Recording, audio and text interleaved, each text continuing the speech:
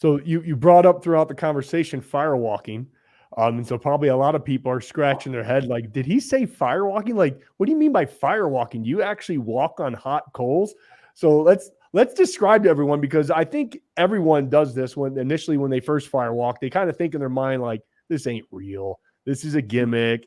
Until you light the fire and you're standing 5 feet away from that fire, you're like, this thing is hot. Like, I gotta walk on this barefoot. So like kind of like take the audience through that kind of process, brother.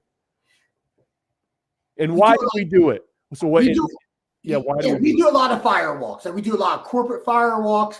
We've done Google, Heineken, GE, government companies. We do a lot of entrepreneurs. There's an organization called YPO, Young Presidents Organization.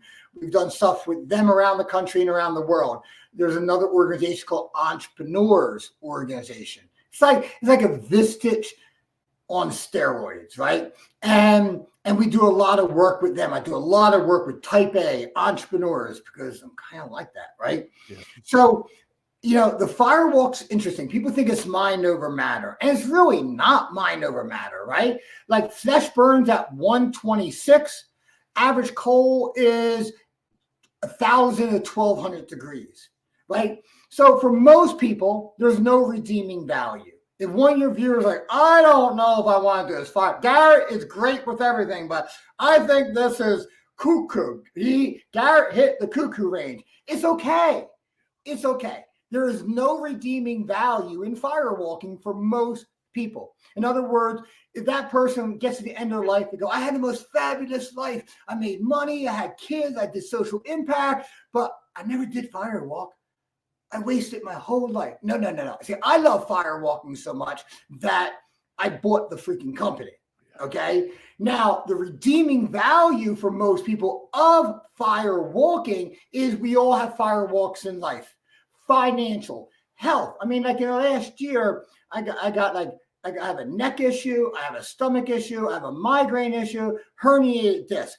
That's a firewalk. How am I a single dad of a 10-year-old, run 2-3 businesses, work incredible hours, travel around the globe, doing all this shit when my body is fighting against me?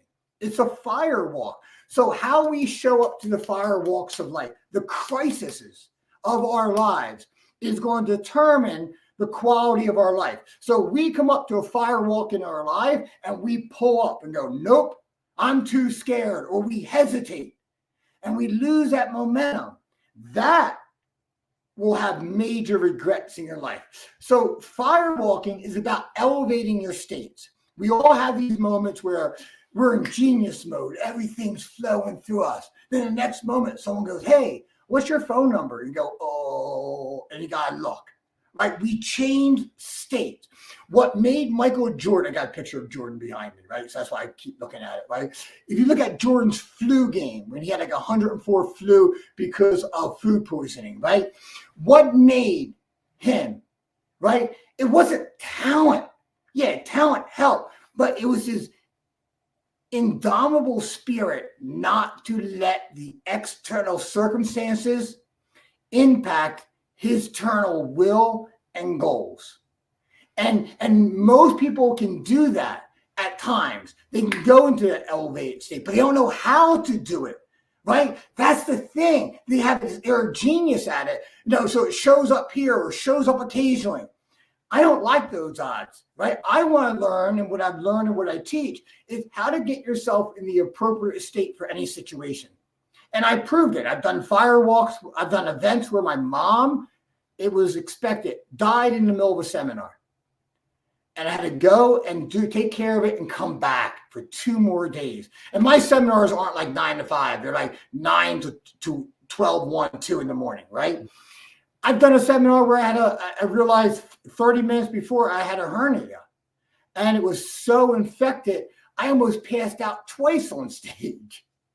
I've done it, one of my biggest events, 3 days after my partner who planned to get married ended the relationship, right? You can't control what life gives you, but you can control your emotional state. Sometimes it's easy, sometimes it's hard. Firewalking, because we all have this visceral relationship with fire. We all stared at a fire, whether we want to walk on it or not. It's such an elevated activity, right? And that we teach you how to manage your state, how to get into that genius state intentionally. See, that's what it's about. It's about intentionally getting there. Now, it doesn't become something you hope shows up. You become Michael Jordan that's saying, you know what? I've been food poisoning, got 104. I'm going to find that next level where I can perform at my very best.